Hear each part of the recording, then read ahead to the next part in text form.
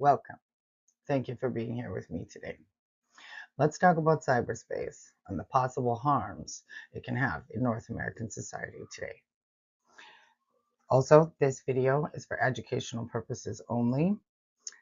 It is not intended as psychiatric advice, and always consult with your healthcare practitioners and professionals to build a plan that's right for you.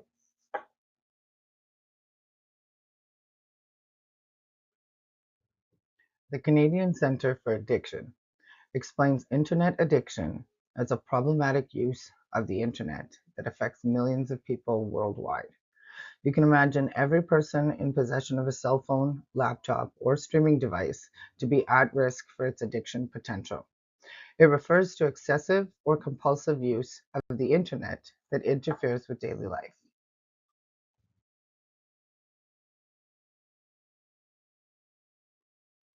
In society, problematic internet use can be seen in all ages, from the smallest child manipulating an online game to an older adult choosing to consume media over activities that involve exercise or movement.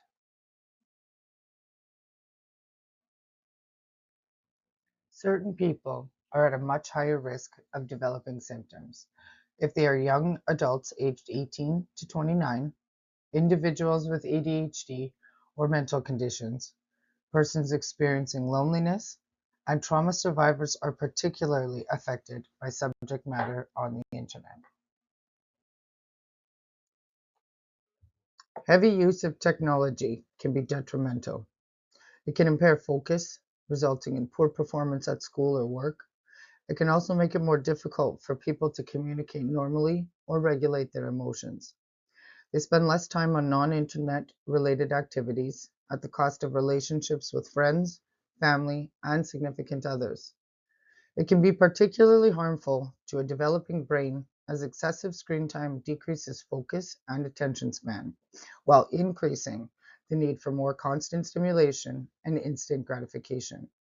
Apply this example to developed brains, and we will notice a reduction in neuroplasticity in the brain.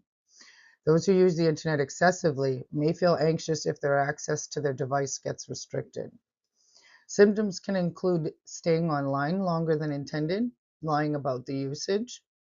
Physical symptoms can manifest such as sleep disruption and eye straining, causing headaches and vision problems. And psychological factors include anxiety when offline and mood swings tied to online experiences.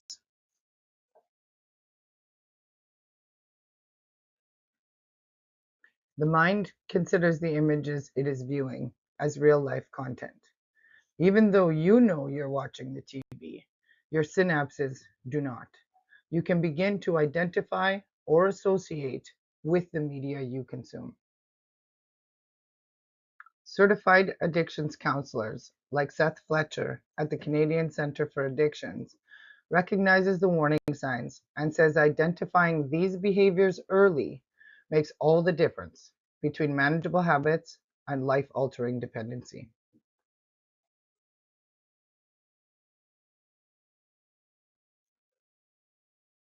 Internet addiction itself is not listed in the DSM-5 as a disorder yet, but internet gaming disorder is listed as a condition warranting further study, remaining a controversial and unstandardized concept in clinical psychology, says Psychology Today.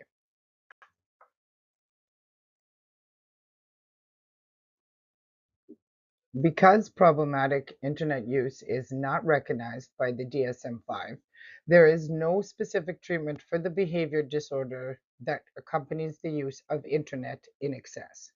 But the Government of Canada has a website called canada.ca that has many resources for Canadians living with a person with a behavior disorder.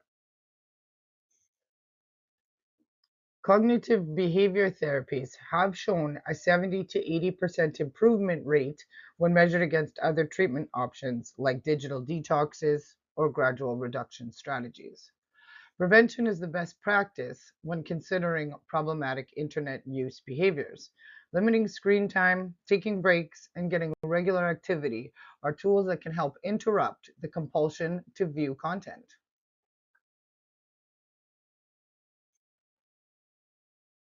A quick query in the search bar of the Canada.ca website under the heading Get Help with Substance Use. A person can help identify compulsive behavior addiction services that can be modified to address the addiction to internet use behaviors. Group therapies can also help an individual feel less alone in their struggle to regulate their use, and with the support of their peers, can learn new ways to control, avoid, or interrupt the compulsion to use media. Results from the 2022 CIUS demonstrate a complex relationship between technology use and measures of well being, such as mental health, satisfaction in interpersonal relationships, and time spent with others. If you or a loved one is experiencing symptoms of problematic internet or gaming use, reach out to your local healthcare provider and ask about addiction resources. Explore Canada.ca for literature, policies, and resources near you.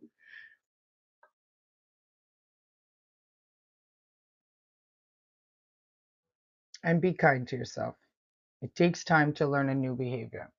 Consider how long it took to get to where you are now, seeking this information. Remember to give yourself time while exploring your options. Take care.